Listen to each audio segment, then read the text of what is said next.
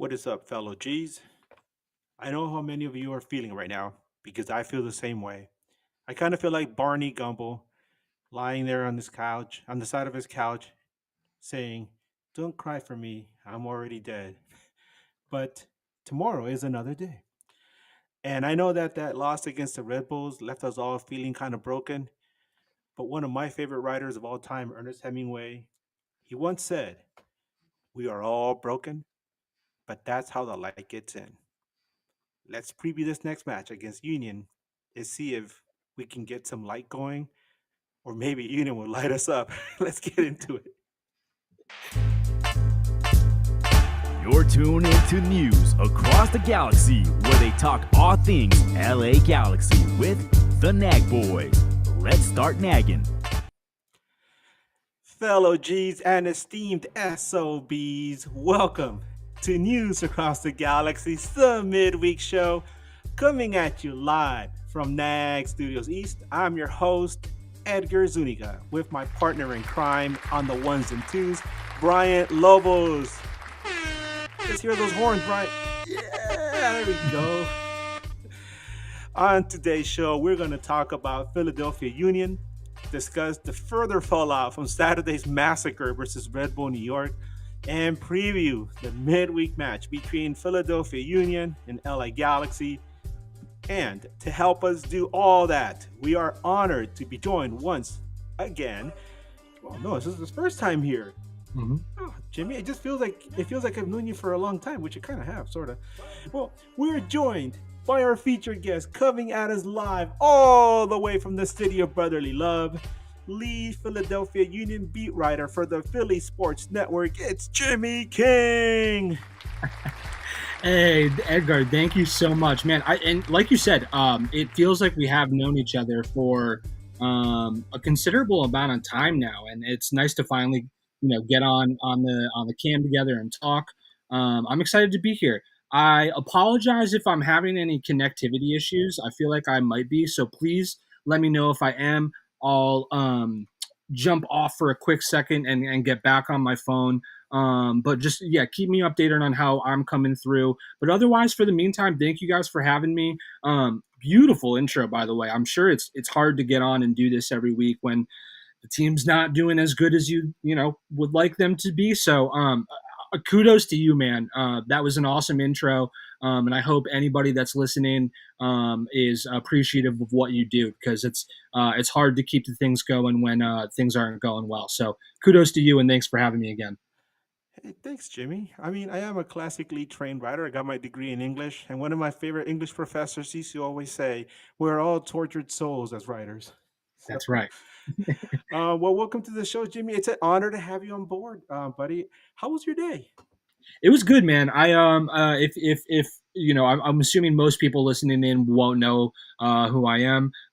In my day life or day job, I work at a medical dispensary, serving the great people of Philadephia their medical cannabis. So it was actually a busy Tuesday, but I'm back here talking soccer, midweek matchup with the reigning MLS Cup champs.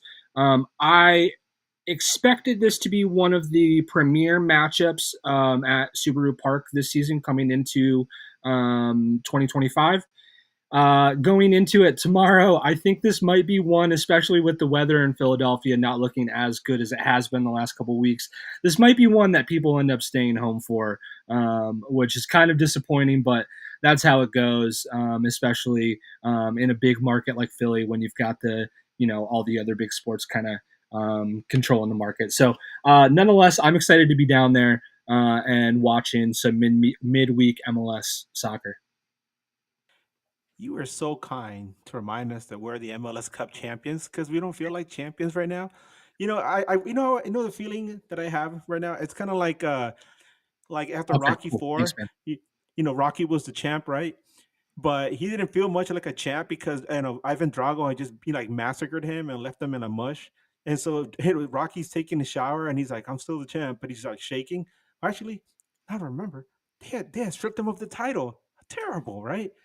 I remember that because it was an unsanctioned match in Russia. Well, there you go. That's what the Galaxy feels right now, man. That's right. But Jimmy, I follow you on social media, and one of the things that I really like about following your account is that you actually walk around, you get around Philly and some of the surrounding areas, and you're always highlighting and showcasing some of the wonderful things that you can find around Philadelphia. Uh, is that something that you've been doing for a while, or is it something that you decided to start doing? I mean, started doing like recently? Yeah, so I was talking about this with someone recently, and I guess my affection for walking kind of came out of necessity as like a little kid, and even now I don't have like I've always lived in cities. I don't have a car, um, and like when I was a little kid, my best friend lived like 6 miles away, and like during the day our parents were working, so in order to hang out, we would have to like walk to each other's house. So at like 10 years old, me and my friend were like walking uphill to each other's house in the middle of summer by ourselves. And I don't know, I just like fell in love with like the quietness and the ability to kind of just like get lost along your walk, and find new things that you didn't know existed. And especially in a city, you find so many things walking around. Even if you walk the same path every day, opening your eyes and spending just a couple more seconds observing what's around you can really open your eyes to some like really incredible stuff. So I love doing that. I love Philly as a city. And I just want to show everyone else how great of a city Philly can be, especially in like a society that most people drive cars. And I think you miss a lot of really cool things in the city when you drive. So just try to encourage people to get out in their city, walk around, and experience new things. No, yeah, absolutely. I used to walk a lot more when I was younger. Obviously, I didn't have a vehicle, so I had to walk around more. And my grandfather, we would take the bus into downtown LA and we'd walk around, and I got to see a lot of the city. Sometimes my uncle would take me other places around LA, and just walking the city, you get a feel of what it's like. But these days it's a lot different, right? You know, you have responsibilities. You got to drive from places here to go. At least I do. I know a lot of people in LA. The city is so spread out that and the surrounding cities and other neighborhoods that it's difficult to just jump on public transportation or bike from place to place or walk. You got to drive places. But Sure. one of the things that I really admire about or really enjoy when I go on away days is that it's an opportunity to visit a new city and explore it by walking. And it's something I got to do in Vancouver. I also got to do that in Salt Lake City and in Denver, um, and also in Charlotte because I was there just a few years ago. But going back to you, Jimmy, tell us, how did you start covering the Philadelphia Union? Yeah, I mean, I was just, I was a fan for a while. I was just kind of, I moved here from, I was living in New York City for a while when I was working in the music industry. And that brought me out here. Both work and a life partner brought me down to Philly. Um, and I just, I never really into like the Red Bulls or NYCFC when I lived up in New York. But I liked MLS. I also lived in Salt Lake for a year, the same year that they had opened their stadium back in I think 2008 or 2009. I've just always been like an MLS fan, but never really had like a team. And when I came to Philly, it was kind of my chance to like put my foot down and put my flag down and kind of stake a claim for a team that I wanted to support. And I like kind of realized that there was people covering the team, but um, there was like a lack of access to um, coverage, either because it was behind a paywall or I didn't necessarily like the people that were covering the not anything bad about them, but just I wanted like a podcast and they wrote newspaper articles or whatever. So I just thought there was a market and a need for people to cover the team. And coincidentally, they started doing really, really well right when I started to cover the team. So now there's a whole bunch of people doing it, and it's really great. And there's something for everyone if you're looking for union coverage. So that's how I got started with it. And PSN was really, really kind to kind of have me on with like not zero experience, but not a ton of experience. And they've really just let me do whatever I want and have given me total reins to um, do things the way that I want to do, and I'm really thankful for them and all the opportunities they've given me. Man, it sounds like you're living a dream because one of my dreams for a while was I wanted to be a professional sports writer. um, I never really got that opportunity. I was an intern at the Wichita Eagle in Kansas in '99. I lived there for a while, and that's as close as I came. I was a Some of the people that follow the show know that I used to be the senior staff writer at Dove Magazine. And I interviewed a lot of celebrities and athletes during that time. But that's not what I'm doing now, right? I'm working as a technical writer during the day and doing some nag at night. Um, but let's shift gears here a bit and start talking about the teams. At LA Galaxy, we have some news that we want to share. We found out today, Kevin Baxter, who covers LA Galaxy for the LA Times, he reported that the MLS disciplinary committee has fined the team and coach Greg Vanney for violating the mass confrontation policy in Saturday's match against the Red Bulls. It is the team's second mass confrontation violation, and Captain Mayashita was also fined. Um, I, I don't know if Brian, if you can talk a little bit or maybe jump into the conversation, but I don't remember seeing any kind of issue like that. It was, I mean, obviously, I was at a graduation party and I was trying to my best to follow the game on my phone, but was there something that happened that we didn't hear about? Okay, well, I mean, Brian, what can you tell me? I can paraphrase. Do you know if anything, or is it something that we just found out? Yeah, we just found out about it, right? It was just a little scuffle then. Okay. Yeah, for anybody that's that's wondering, who am I talking to? Brian is doing the production and he can't get on and talk, but he mentions it was like a little scuffle. It's something that we kind of knew about, but uh Disco came in and said, we're not gonna just slap you guys on the wrist, we're gonna get you for that. Um it's so altogether, my goodness, that is like the cherry on such a human excrement cake that we had on Saturday. That's just a nice little topping there to find that out. So the fallout from that loss to Red Bull New York, we have heard everything from burn it all down, to give the team a little bit more time. Maybe they can straighten things out. But definitely, things are not where they're supposed to be. Lest we forget that just 5 months ago they were raising a cup, and now you look at the team and it's a complete shambles. Uh, I don't even know. I mean, what to say about that loss to Red Bull? I think more than anything, I feel terrible for the supporters that had to travel to that match, Mhm. and they were probably looking forward to a really fun week, going to visit Jersey and New York City, and then traveling to Philadelphia. And they start off the trip with this complete dismantling. Um, Jimmy, what was your take from that loss? Was it shocking to you to see Galaxy get dismantled in that manner?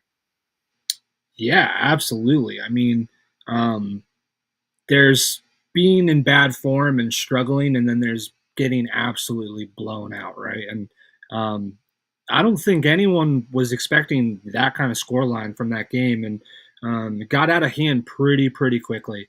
Um, like you said, though, I mean, kudos to the supporters that had to go in and endure that. And I was talking to someone earlier tonight, and there's Galaxy fans in Philly that are going to the game tomorrow, and man, how quickly things can change in the world of soccer. Lifting the cup, like you said, 5 6 months ago, and now, um, I, dude, I don't even know what to make of it for you guys. I'm interested. Did you guys have a chance to listen to Galaxy GM Will Kuntz was on Cooligans today, um, or yesterday maybe? But did you guys have a chance to listen to that? Because from what the Cooligans, I haven't yet, but what the Cooligans posted with it, it seems like it was a really kind of transparent conversation. I'm intrigued to listen to it.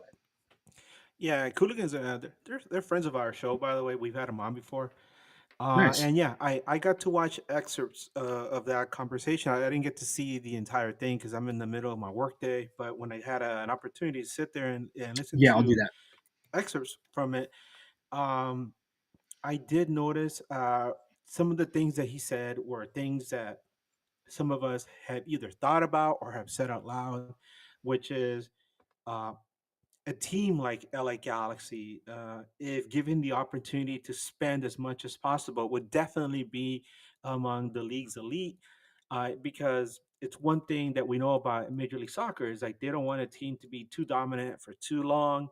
But there's always the argument for a super team because we see it in the NBA, we see it in NFL, we see it in Major League Baseball with the Dodgers, obviously. In the NFL, we saw it for many years with the New England Patriots, but that was all Tom Brady. But uh, it does happen in other sports, and but some of these sports either have a soft salary cap or no salary cap at all, and they can get away with that. Um, and then you start to get into that gray area where you don't want to follow the same route that the old NASL did, where they spent too much in certain areas and didn't cover themselves completely, and they went completely bankrupt. But I think that those lessons have already been learned, and it helped establish a league in its early years. I feel like MLS is strong enough to stand on its own right now, and you have to take that leap of faith where you're going to say, okay, let's open up the coffers a little more. Let's bring in some big names if they want to come over, and let's see what we can do, how we can take MLS into that next evolutionary step. So yeah, seeing Will Coons mention something to that effect, where hey man, if we were allowed to spend more, we would definitely still have Dayan, we would definitely still have Mark Delgado, and but that's not the card that we've been handed. So that's what I got from that, Jimmy. Yeah, and I feel like, obviously, like I've said this, since the Union started struggling. Winning cures all, right? Like for any team. Um and I think you guys saw that even last year, right? Like you guys were in a pretty bad spot prior to last year, and then promises are made and those promises are delivered upon, and you guys lift the cup, and things are kind of settled down. But now you guys are back on that kind of frantic, like, what do we do? How do we fix this? And I think that for a little bit, whether it was justified or not, Union fans were kind of going in that same direction last year, and it's kind of the opposite, right? Because where you guys are talking about, not having the ability to spend, the Union don't want to spend. They, like, it's not their model. They're not going to go out and get the $10 million guy. They're going to try to find that, like, $2-3 million diamond in the rough, or even like $500,000 guy like Jovan Lucic, who's coming this year and who's been a really really good addition. But yeah, so I sympathize with where the supporters are, because it's really frustrating to see how quickly things can change in this sport. Going from being in turmoil to lifting the cup and then seemingly being back there half a year later. Hopefully, you guys can get that first win under the belt soon, not tomorrow, and then kind of keep get it rolling a little bit, because yeah, I mean, it's better for MLS if the Galaxy are good. Let's be honest about that, right? Like, even if I'm a Philly guy, and I love to see like the big dogs lose, because that's just like part of our nature in Philly is being a hater. It's better for MLS if Marco Royce and Ricky Puig. And I know I know Ricky's not playing, but it's better for the league if that team is playing better. So I hope for you guys and the supporters that starts to get turned around soon, but not until after tomorrow.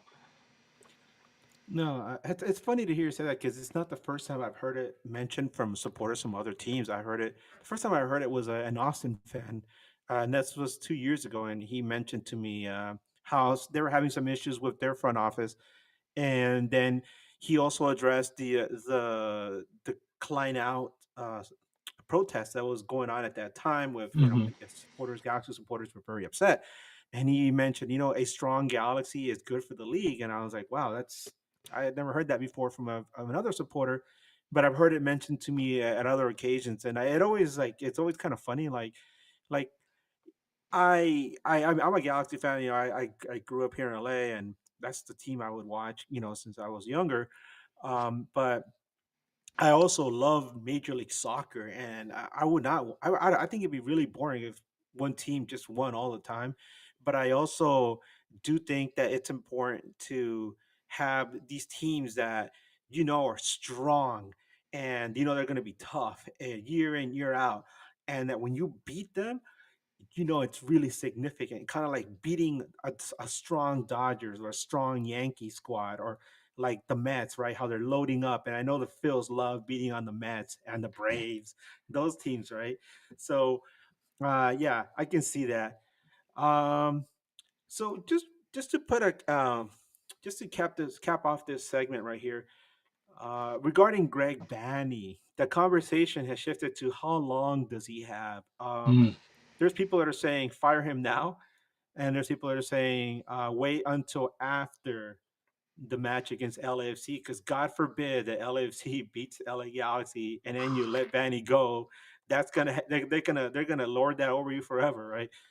But yeah, I think that the writing's on the wall with Greg Vanny. What do you think, Jimmy? Because we had Bob Ventimiglia on from from the designated pundits, and this is before the match, and he said you should fire him now. This is before the match against the 7-0 thrashing. So what's your take on that? Man, it's one of those things, right? Because it's like hard to say that the guy should get fired. He just brought you to an MLS Cup less than half a year ago. But um, with success comes expectations, right? You can't win a trophy and then the next year go winless in your first 11 games or whatever it is, 10, 11 games. It's just not acceptable. It's just it's not something that a team of the Galaxy's um, it's not something that a culture around a team like the Galaxy should accept. And I think you're right. I think it's only a matter of time now, unless you can really, really, really turn things around, and maybe that is winning against the Union and winning against LAFC back to back. But it's a pretty tough test, especially after going down to Jersey last weekend, getting beaten up. It's hard to turn around on short rest and string those kind of wins together. And I wonder if the team is kind of almost um, overlooking the game tomorrow against the Union and kind of putting the focus on this weekend in the rivalry match. But yeah, it's tough, man. I don't ever want to see a guy like lose his job. It's not. I'm not in the business of seeing. Yeah, I want to see guys succeed. Like I know that's weird to say about another team's coach, but yeah, man, I feel bad for him. I feel like you're right. I think the writing is on the wall, and it's only a matter of time. And I think this weekend is a big weekend for him. I know it, like you said, it's hard, and you don't want to give LAFC fans kind of that fuel to hold over your head for a while. But man, if they don't get it done this weekend, I don't know. I think that might be it. By the way, before we continue, we have a super chat from our good friend Stephen Ma. Let's hear it, Brian. Nice. There we go. So, Stephen, an esteemed member of the Los Angeles Riot Squad supporters group, he says, I'm at Philly as a fucking lone G on an away day. Any recommendations on how I can enjoy my stay at Philly? I'm having a great time so far. This is something I want to put a pin on because it was something I was actually going to ask you, Jimmy, toward the end. So, Stephen, Cool. we thank you so much for the super chat. We will definitely address that so that way you'll know where to go and where to hang out. Um, so let's move on to the next subject because we're talking about Greg Vanny. And so from there we go into okay, so let's say Vanny gets let go, and you're obviously gonna have an interim. Who do you bring in? And I'm gonna tell you real quick, my short list. I have at number three, Gio Savarese. Mm, At number two, Vanny Sartini. And number one, not just on my list, but on every Galaxy fan's hit list, is Jim Curtin. my boy. So, tell us. I mean, some of us are familiar with it, the ones that follow the sport more closely. But can you please tell us, um, why, what was the issues that Jim Curtin had when he was with Philly? Because we've heard about the funding issues, right, or like the spending issues with the club. But um, Can you shed some light on his departure from the club and what has transpired with Philadelphia Union since then? Sure. Yeah. Ooh, so really, what it comes down to, and you felt this last year, right, based off of answers that were given in press conferences and stuff, but you felt that there was a disconnect somewhere in the team. Because we were getting answers on like the front office was telling us, oh, if you we've never when we get asked for a player, we look into it. We've never been asked for a $10 million player. Like, we're and then meanwhile, Jim's sitting there saying the margins on our team are really thin. If we have an injury or if someone has to get rotated, the margins are really thin for us to be able to get victory. So there was some sort of disconnect there. And what it seems after his departure and bringing in Bradley Carnell is that um, Ernst Tanner and the front office and the owners, Jay Sugarman and the rest of them, are really dead set on playing a certain way. And that's your Red Bull style of soccer, which doesn't look great for the Galaxy after a 7-0 loss. But your Red Bull style of soccer. And not only that, but the focus being on bring on the academy and bringing up people through your ranks and not putting the focus on one central person or personality, and that the team as a whole is greater when all those pieces are equally valued, as opposed to one guy getting a whole bunch of money and expecting all this sorts of stuff. Um, and I think between the roster building model and the high pressing model that Ernst Tanner and the ownership want to implement, Jim Curtin didn't think that he had the players to fit that model. And instead of playing in that model and um, not succeeding, he decided to not play that model as much as he was asked to. And when results started going badly, it's one thing if you're not playing the model that the front office wants you to play and you're winning, but if you're doing that and you're losing, those things can get sour really, really quickly. And I think that is kind of what we started to see. And it was hard because Jim had been here for so long. Most fans and media people don't know anything other than Jim Curtin as the spokesperson for this team. He did so much for both the team and soccer in the city of Philadelphia. And is not only that great dude. Like if you ever get a chance to meet Jim Curtin, do it. Really, really great guy. But regardless, he's axed, and Bradley Carnell is brought in, and the biggest difference is that Bradley Carnell is playing the exact type of model that Ernst Tanner wants him to play, and I don't know if that's because they just 100% agree on game models and ideas and tactics, or if Bradley Carnell is really good at just saying, "Yep, you want me to play that? I got it. I'm really adaptable. I can do this." I think it's a little bit of both because he does have that history with the Red Bull system. But I think the main part is that you have a group of players that are all moving in one direction. They all understand the game model and the tactics to a T, and they're all convinced that they can win with that game model. So I think that's the biggest thing. Is it was hard for a lot of people, fans, media, I'm sure players, to see Jim Curtin leave, but sometimes you need that freshen up and it's hard to do it to a guy that was here for 10 years, but it's gone way better than I think almost any Union fan could have hoped so far, with Union starting off the best they ever have in a season.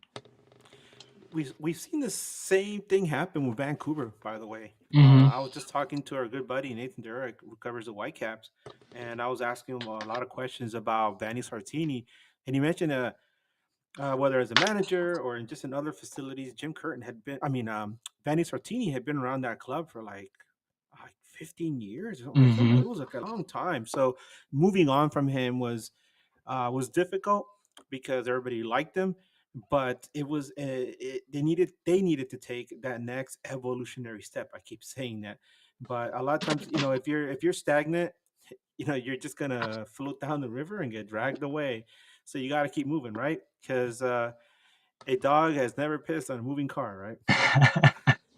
It's a good one. Yeah, exactly. Yeah. We got another super chat right here from Adam.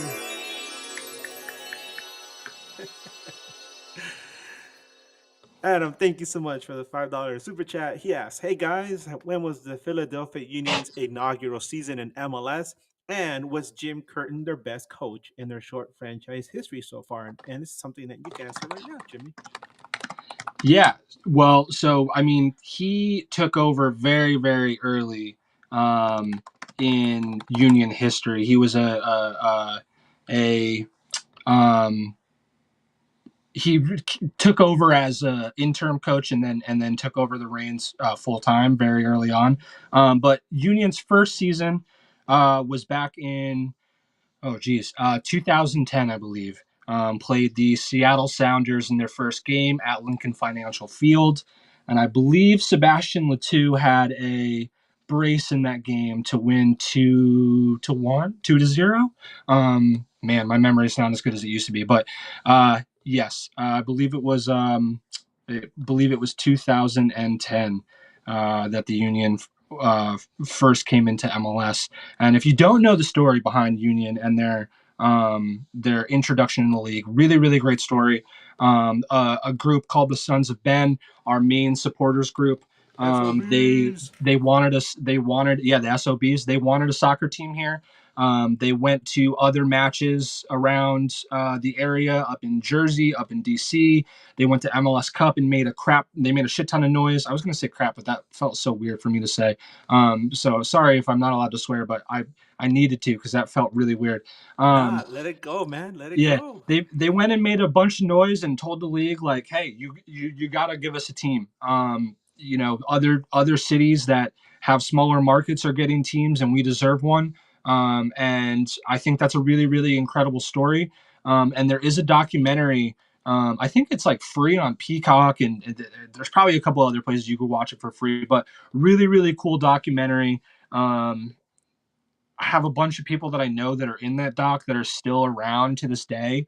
Some of them aren't. We were talking earlier, like, life gets busy and you have a kid and then that kid goes to high school and all of a sudden you like don't have weekends to go down and drink beer with a bunch of other guys that don't have kids and now do have kids. So a lot of those guys aren't around as much as they used to be, but there are still a few. Jeff Mitchell, if you're listening, was one of those guys. He was talking shit in the on X before this. I had to shout him out. Great friend, but yeah, great story if you can check out that documentary. And I think it speaks a lot to Philly culture and Philly sports culture as a whole. Just people love sports here and will do anything to see it flourish and grow and to support it and see it do well. So yeah, a really really great documentary if you can check that out. Thank you so much, Jimmy. So, as far as expectations go, what is the sentiment among Union supporters for this season? I know you kind of touched on that a bit already, but moving on from Jim Curtin to Bradley Carnell, what was the expectation heading into the season? Yeah, I mean, I think a lot of people were not super confident about this season coming into it. I think that it was one of those things where people felt a little underwhelmed by the appointment of Bradley Carnell, considering some options that had been floated around from Europe. But I think those options are the exact type of profile that Bradley Carnell is. So I think it was a fine appointment, and it's worked out really well. So to answer your question in short, I don't think that the expectations were super super high, but I always thought that this was a playoff team, right? Like they had an awful season last year, one of their worst in team history, and only missed the playoffs by like 2 or 3 points. And Andre Blake didn't play like half the season. So for me, having a healthy Andre Blake alone put them in contention for being in a playoff spot again this year. Um, So that wasn't really in question for me. I feel like I've always been a little bit more optimistic than some of the fans online can be, and we know how people online can be. It's always doomsday unless you're winning. Um, but I think everyone is really really surprised at where they're going, and at this point, I said since day one there's always going to be hiccups, and I think there has been really small hiccups, and maybe the late goal to Columbus this past weekend was like the first real big hiccup, or disappointment, but I think as a whole you have to look at this and being in the top three of the Eastern Conference after the first 12 match days or whatever is a great start, the best in team history, and they're banking points. If they do have one of those rough patches, hopefully they bank some points to keep them in good standing throughout the year. We have another super chat. Let's go. Let's go.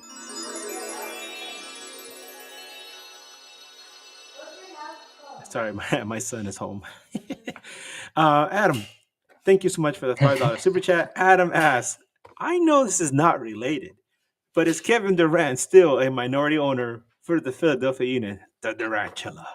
Yeah, as far as I know, I mean, um, he doesn't he doesn't really do much for the team. I mean, I shouldn't say that. I don't know. I don't look at the books or anything. I mean, maybe the guy's giving them a bunch of money we don't know about, but he's not like showing up to games or like um like doing a whole bunch publicly to support the team. But the one thing he did do is recently, when last year when the team wasn't in a good way, he did kind of remind fans of like, hey, like, if you're going to stick with the team when they do well, stick with them when they do bad, which I thought was a really interesting thing like the first thing you say about the team in a while is like telling fans not to be upset about their worst season in a long time. But I digress. He is, I think, I think he still is a minority owner, and minority because I think he's not. I don't think he's doing a whole ton, at least not to publicly grow the team, outside of Philadelphia a whole bunch. Well, he's busy, playing in the NBA and, He's a busy doing the guy. I get it. grind. He's Kevin Yeah, Durant. I get and it. it's Kevin Durant, ball is life. So I'm sure as Exactly. soon as his NBA playing career days are over, he's gonna have his own little suite right there, and with the Durantula experience and all that good stuff. Yo, listen, Kevin Durant, if you're listening, if you once you retire, if you want to come to a game down in Chester, I got you on the first beer here, my man. I know you got way more money than me, but I'm willing to throw that first beer towards you. So hit me up, my man. There we go. We have Kevin Durant as a listener. That's awesome, man. You never know, dude. You never know who it makes it to. So let's start switching attention towards this match. First up, we want to talk about the player availability report. Ricky Pooch, as we all know, he's been out all season. He's going to be out until probably late July, early August. And then we have from the last match again.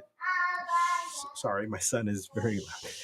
Okay. We have Joseph Paintsil and Gabriel Peck are still going to be out for this match. We heard they're not going to be available in this next match against Philly. So the three Ps are gone.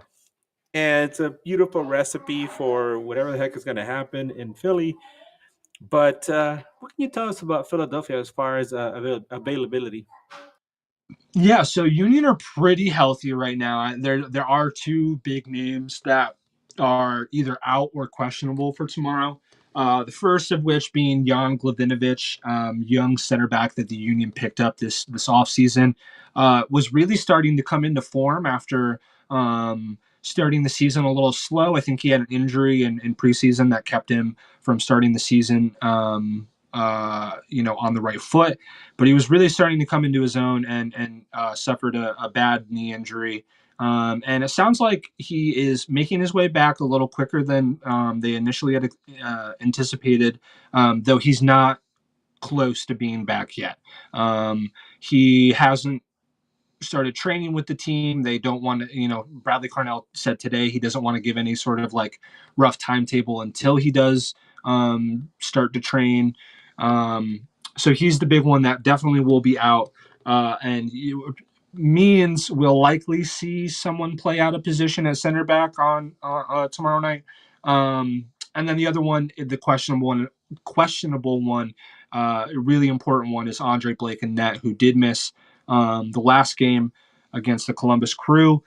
Seems to be having a little bit of fluid in his knee, a little bit of fluid buildup, and I wonder. And this is more for Union fans, but if he doesn't go tomorrow, the Union play in Atlanta this weekend, and then in the Open Cup next weekend against the Riverhounds. I wonder if the Union just go keep it a little safe and go with Andrew Rick, who's played pretty well. He hasn't played badly. I don't think either goal was really on him against the Crew on Saturday. So I wonder if with Blake having some injury problems the last couple of years, being a little bit older, I wonder if they kind of keep him safe for the next couple of games and let Rick keep riding in net. But those are the only two injuries to note going into to Wednesday. Man, it must be nice having the lead goalkeeper on your club because we haven't had one in a long time. Um, so let's talk about all-time records between these two clubs. Oof. Galaxy fans will be shocked at this I was because shocked. in they played each other 13 times in the regular season, and hello, Galaxy have 9 wins. Philly only has one, and there's 3 draws. Um, Away in Chester, Galaxy have 3 wins. Philly has never beat the Galaxy, and then there's 2 draws. By the way, I was present for that one Philly win. It was a Fourth of July match, and I remember Freddie Adu scored the game winner. Freddie Adu with Philly, remember that? Wow, dude, wow. I feel like not many people can utter that sentence right there. I was there to see a Freddie Adu game winner, but wow, kudos to you, man. That's fucking awesome. It was fascinating. I mean, we didn't know it at the time, but that's the only time Philly's ever beat the Galaxy, which is incredible. Well, I, guess what? That's about to change. yeah, man, I was shocked. I couldn't believe that either when I looked that up prior to the match. And not only that, but the Galaxy have outscored them 30-11 in those 13 games. Um, damn, yeah, the last win against them coming in 2012. And as we were talking before before we hopped on, our last meeting was in 2023. The Union went over to LA. Joe Bendick was in net that night for the Union, and I think Tyler Boyd scored the first goal. It hit Joe Bendick like right in the hands, and it somehow went in the net. And then the second one went off Olivier Mbaizo's butt on a corner. Um, it's crazy to see that and know that, like, oh man, yeah, it's crazy. It's wild to see how MLS rosters can change really really quickly, and they're kind of comical at times to look back on. But yeah, Union have not done very well against the Galaxy, but I think, as you said, I think maybe that changes tomorrow. By the way, I don't know if you noticed my vestment. First of all, I'm wearing a Subaru hat, not for Subaru Park, because I own a WRX. All right, it Okay. just so happens, and it's Galaxy colors too. It's nice, and it's got the 6 stars of Pleiades for the 6 cups. But I do have this. This is from my wife. Uh, my wife graduated with her master's from Lehigh University out there in Bethlehem, Pennsylvania. And while I was there, already knew going in about the history of Bethlehem Steel and the Mm. importance of that club, not just for early American soccer, football, and but also the history that they have in the U.S. Open Cup, being one of the 2 teams that have won the most amount of cups in 5 with Maccabi Los Angeles. So I was really excited to go there, and this was at a time when the Philadephia Union still had a partnership with Bethlehem Steel, and Hmm. they brought out, they have the name, they have like these nice little throwback kits. I have the old Bethlehem B in the corner there as a jock tag. So I loved it. I just thought it was fascinating that they still even had their old stadium there. It was, people talk about Crew Stadium being the very first soccer specific stadium. No, Bethlehem Steel had the first soccer specific stadium in the United States, and it's still there. Although these days it's used more for high school sports. Hmm. Um, so something fascinating to talk about. Um, Dude, so kuda. yeah, Wow. Wait, real quick. Thank you for yes, saying all that. That was really incredible. I'm happy you brought all that stuff up because, like, you're right. That is really important soccer history and in the state of Pennsylvania and in the United States. And there's a music fest that happens out in Bethlehem every year. And this year, they actually, one of the shops that's there, uh, like reprinted, repressed some like vintage Bethlehem steel kits. And I never got my hands on one. I wanted to. I kept hounding the lady like, if there's any of these left, are they going to go online? Are they going to go online? And she said they would, and they never did. And I felt bad. I hit her up like 4 times, and I was like, okay, I feel like I got to stop. But yeah, it's like one of those exactly. But it's like it was like a light blue color. It was really cool, dude. I'll send you a picture of it. But yeah, really cool stuff. I think a lot of fans were bummed to see Bethlehem Steel kind of change into Union Two, and that kind of team go away. Hopefully someday there can be a resurgence of that team because, like you said, that's history right there. yeah, it was kind of sad when I heard about it too, because I felt Bethlehem and Steel. Well, first of all, what a hell of a name, right?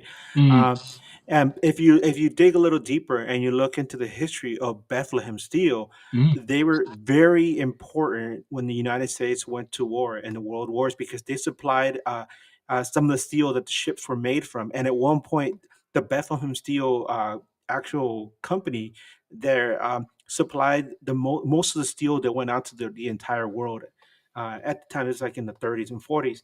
So, and then they had a club that was happened to be very good. And when it began, it was some of the guys that used to work there, and I mean, to this day, I think if you dig a little deeper and you look at the history, you see what a rich history they had, the contributions they made to early American soccer, and I was very fortunate to still get one of their old jerseys there.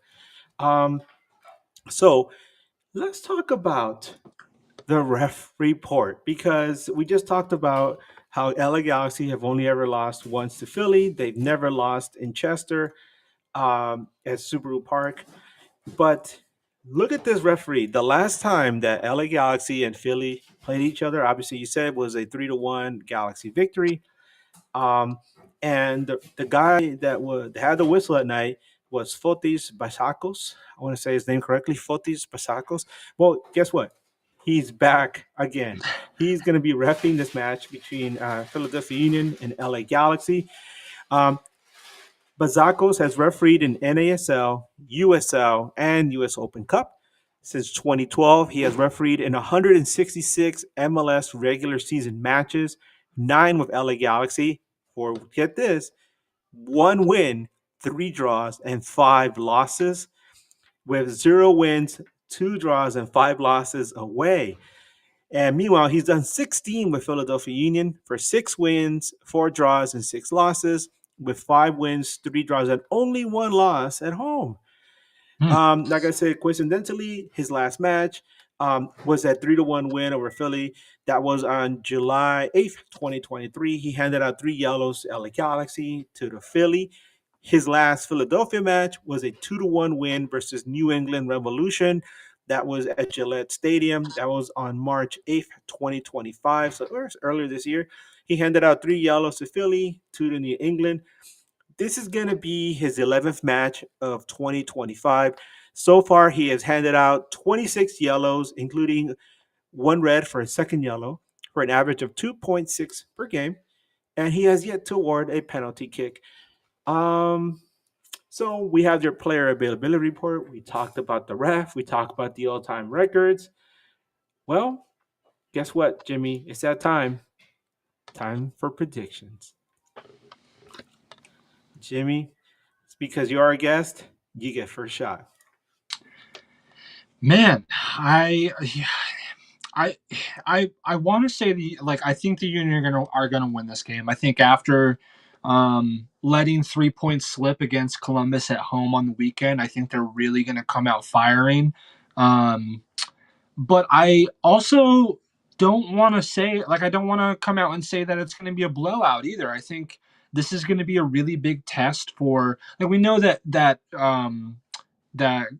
Greg Vandy's on the hot seat, right? Obviously, but this is a really big weekend for players to respond. Like you guys, Greg Vandy wasn't the guy on the field on Saturday against the Red Bulls.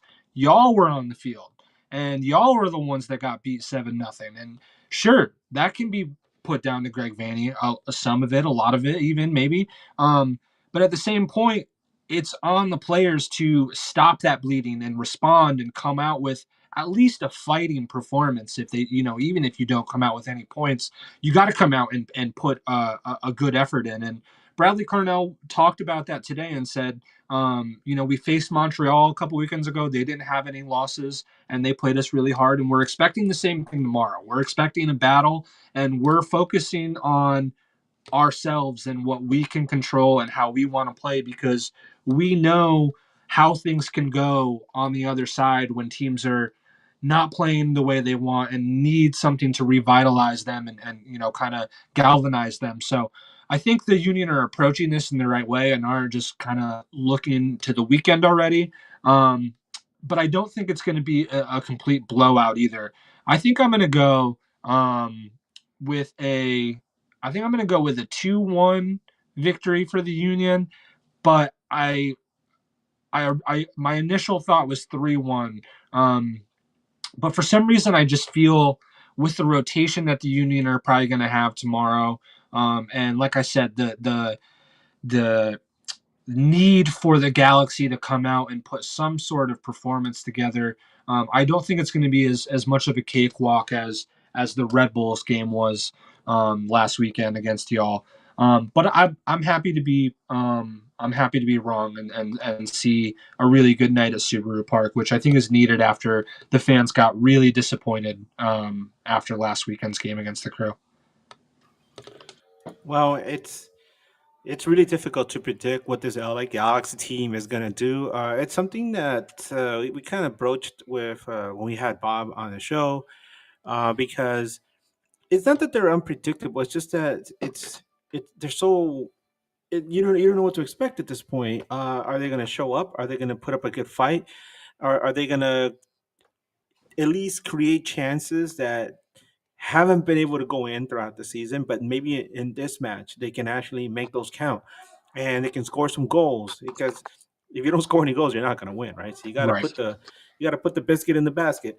Um, so that's the hard part. And then you ask yourself, well, who's going to score these goals? Is it going to be Christian Ramirez, who leads the team with 4 goals, but he hasn't scored in a while? Yeah. Is it going to be Mateus Nascimento, young Brazilian forward that we brought over, and we hardly ever see him? He's on loan. His loan is going to expire soon, and we hardly know you. Or is it going to be Miguel Berry, who, just be honest, he's good for in sprints, but across 90 minutes, he doesn't really offer you much. So it's really hard. And then no Paintsel, no Peck, obviously no Pooch. So it's an opportunity to bring in younger guys like Tucker Lepley or Harbor Miller, and let's see what they can do. There's so many things that are up in the air, and then also there is the question of the players' mood. Are they going to show up? Are they going to play hard? Are they going to sweat really hard for the badge? Or are they going to buckle under pressure that as soon as, let's say, Philly scores first, which has happened almost every single match like LA Galaxy has had this year, they've only had a lead once, Jimmy, only once. Oof. And they held that lead just for 62 minutes in a match that they ended up losing to Orlando. And that was at home. So all season That's long, brutal stuff. That's absolutely brutal. So yeah, it's hard. So my prediction, as much as I would love for LA Galaxy to turn things around, I just think that right now they're deep in a hole. Unless something really dramatic happens, I can see Galaxy losing this match 3-1, maybe 4-1. Anything's possible with this defense being so disorganized. So yeah, definitely a loss. Anything between 3-1, 4-1, maybe 4-0 is possible at this point. So sorry if you're a traveling supporter, and I know Steven's out there, and maybe some other guys are out there, other folks. Sorry. Enjoy the local culture. Which brings us to our next topic before we wrap up. Jimmy, tell us about Philly club culture, and also number one, I know you talked about SOBs already, but also touching on Steven's question earlier in his super chat, places for traveling supporters to visit, not just around the stadium itself, Subaru Park, which I've heard a lot of different things about it, but Philadelphia itself, because I'm sure a lot of fans will, probably spend most of their time in the city. What can you tell us? Yeah, absolutely. I mean, I'll be the first one to tell you the culture around Subaru Park stinks, dude. It's not good. I mean, the fans make do, right? But there's not much around there. There's Union Yards, which is a team centered beer garden that they brought out last year, which is fine. Like slightly overpriced beer. There's a good draft list. I will say that they do have a really good draft list. They have like a DJ and Dave Leno, the Union's radio broadcaster, usually does like a pregame talk with a Union media person prior to the game. So it is some cool stuff. It's a little corporate for my liking if I'm a fan and I'm down at the stadium. There is another spot down there called the Larimer. That place is a little bit more my speed, although a little bit farther away from where everything is kind of located. The Union Yards is right across the street from the Sons of Ben tailgate. Larimer's a little bit further away, but is a really cool local brewery. Great beer. They usually have some sort of food, little parking lot as well if you need some parking that's like a little bit easier than like the big parking lot. Um, but the SOBs, the Sons of Ben tailgate is your best bet around the stadium. One price, all you can eat and drink. You'll definitely get booed. I can promise you that you will get booed if you're a Galaxy fan and you walk through the tailgate. But that's like a Philly welcome. It's not a bad thing. If you don't get that, like you should be concerned about what part of town you're in if you're not getting booed by the opposing team's jersey that you're wearing. So don't take that to heart at all, and don't let it discourage you. Go up and talk to people. They'll talk to you. They're happy to talk, especially to like a fan of a team like the Galaxy who's been around for forever. I'm sure some of those old heads in Philly would love to talk to you guys. So do that. As far as around the city, it kind of depends on where you're at, but I'm just kind of spitball some of my like favorite places in the city to go to if you're around. Obviously, like City Hall is hands down one of the prettiest places in the city. It's like the whole building has carvings all around it, and it looks like in the middle. It looks like you're in Europe. One of the coolest buildings to go to. Other really cool free places: the Schuylkill River Trail. Great place on the river that you can go and kind of walk, get some nature, be along the water, see some tall buildings. Race Street Pier on the other side of Philadelphia, very similar, kind of just a spot you can hang along the river and chill out. If you're looking for food, do not go to Pat's and Geno's for cheesesteaks. Whatever you do, please stay away from Pat's and Geno's. It's the tourist trap. There are so many other good cheesesteaks in the city. Go to literally any other ones but Pat's and Geno's. The most popular these days is probably Angelo's, though it's a really long wait and their hours are kind of weird and they don't have indoor seating. My recommendations would be Del Rossi's. Jim's is really good too. There's a place in Reading Terminal, I think Uncle Gus's that just started. That's really good as well. Reading Terminal as well is a really great place in Center City, just a huge food market. And then on top of that, if you're at all into history, in even the slightest bit, walking around Market and between Second Street and Seventh Street on Market is like where the literal origins of our country started. And if you're into that stuff at all, it'll give you chills. You'll be feeling kind of creepy because there's dead bodies buried everywhere. And it's just a really cool part of town because there's all these cool old buildings and stuff that I get really geeked out about. I'm not just a soccer fan. I really love like history and culture and how people respond to things that happen in cities. So I love Philly, man. If you guys are in the city and you're in a specific spot, please get my socials from Edgar and hit me up and let me know where you are. I can give you some more direct recommendations, but that's kind of my really quick like here's what you should kind of check out on a whim type deal. Man, I really wish. Yeah, let's hear it for Jimmy.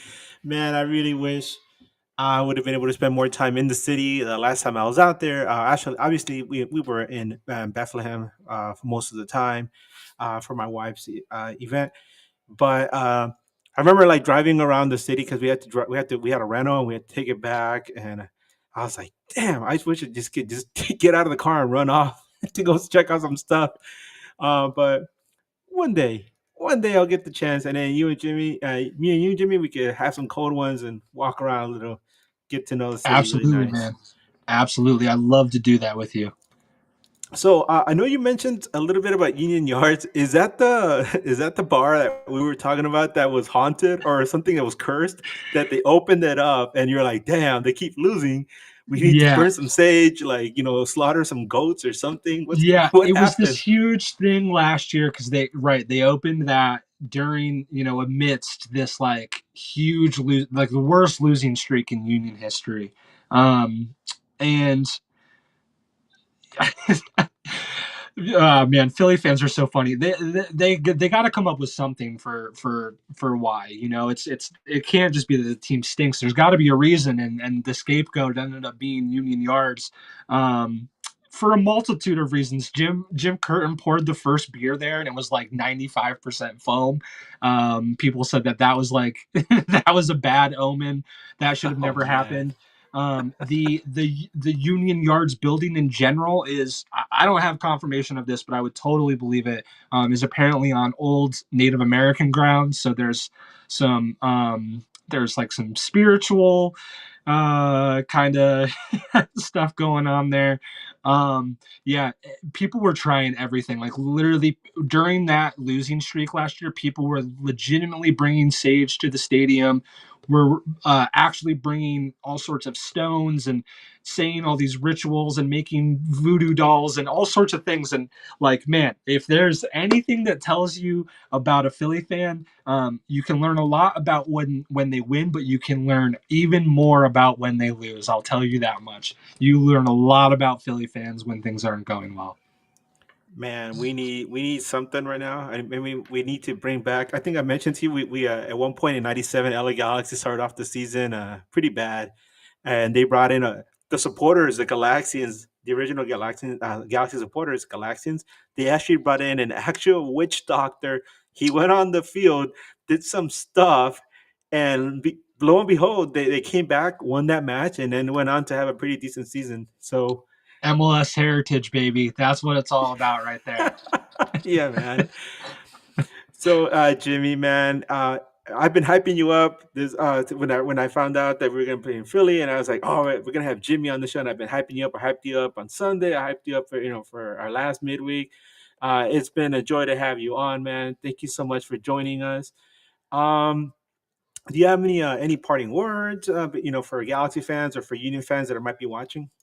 Nah, man, I think in general, just like if you're interested in learning about Philly, if you're coming tomorrow or just in general, hit me up. I mean, like one thing I'll say about our city is it gets a really bad rep, man. It really does.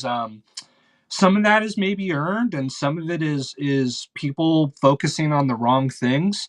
I'm sure if you've heard anything about Philly, you've seen videos of certain parts of the city, and I just want to say that's not representative of the whole thing here, and I don't want you to let that sway you from coming and checking out Philly and for what it really is worth, because it's not only one of the prettiest cities in America, but culturally it's got some of the best history, both in American history and just culture in general, music, sports, art, you name it, man. I mean, graffiti started here. Um, this is some of the best sports teams in the world. I'm sure you've seen videos of the celebrations from the Eagles Super Bowl this past winter. Man, this city is incredible. Don't let bad videos sway you from checking out Philly. And then additionally, to the Galaxy fans that are listening, as I've said in this podcast, things change quickly in sports, man. I know things are bad right now, but y'all were having maybe not as bad at this as the conversations are now, but y'all were having very similar conversations this time about 2 years ago, and see how things I see how quickly things changed, and how how quickly you can get to the top from the bottom. So I know things are bad right now, but keep supporting your team, keep going out, keep listening to Edgar and other local people that cover the team. That's the heartbeat of this league right now is the local coverage. And everybody should support those people with every ounce of their being. And seeing people give you super chats during this, it makes that makes my heart full. So you got some good fans on your side, especially when the team's not doing well. I think to see that when things are at the worst it's ever been, that's awesome. You guys got some good fans on your side, and I hope all the fans can keep some high spirits and get some good memories out of the rest of the season. Jimmy, thank you so much, man. Of course. Look at that. You got a standing ovation right there. By the way, one of my favorite people I ever interviewed is from Philly. It's Stevie Williams, Dirty Ghetto Kid. Yeah. I got to interview him when I was writing for Dub, and man, what a really nice guy. Our interview was over the phone, but then a few weeks later, we had the Dub show, which is like a big automotive convention with some concerts and stuff. It was in downtown LA, and I was at the front. And he walked up and he's like, I'm here to pick up my pass. And I was like, hey, Stevie, it's me, Edgar. And he's like, oh, shit. And it was really cool. We hugged, he took a photo together. And it was really nice to meet him. And I remember in my interview, I got to hear his whole story about how he ended up with, his nickname, DGK and all that. Mm-hmm. And just a really good, genuine fella, man. And he lives out here now. I think he lives out in, I want to say Culver City, Studio City, I want to say. Okay. Because I know I follow him and I've seen him post about living out here in the LA area. But yeah, really good fella, man. Just goes to show, like you said, don't judge a book by its cover. Every place has its knuckleheads, but overall, I think Philly seems like an amazing place. Jimmy, I know you mentioned it a few times for people to hit you up. This is your chance, man. Tell us about your socials where people can follow you, whether it's just to follow Union or to just get in touch with you for MLS content or for the Philly Sports Network. Where can they find you? Yeah, most of my stuff is going to be on Twitter or X. I refuse to call it X, but it's going to be on that website, whatever we're calling it now. And my handle is Jimmy King 35. I do most of the stuff there. I have an Instagram as well, but most of my Union coverage and like my Philly, I post a lot about my walks in Philly and just like Philly culture as a whole. So if any of that stuff kind of interests you, you can find me at Jimmy King 35 on Twitter or X. Exactly what you just said right now about posting about Philly culture. I remember one of my favorite videos that you posted was like a game day at Subaru Park. I think you walked around the stadium and you got this really good vibe of what it was like to be at the stadium. I thought that was really cool, man. Thanks, man. So once again, from me and Bryant and the rest of the News Across the Galaxy crew, we thank you once again for joining us tonight. Jimmy, and it's awesome having you. Hopefully we have you again next year. Absolutely. We are all hoping for an entertaining match. Please be gentle with our guys. And as we always say, keep on nagging. Hey, Wu-Tang for life. Let's go.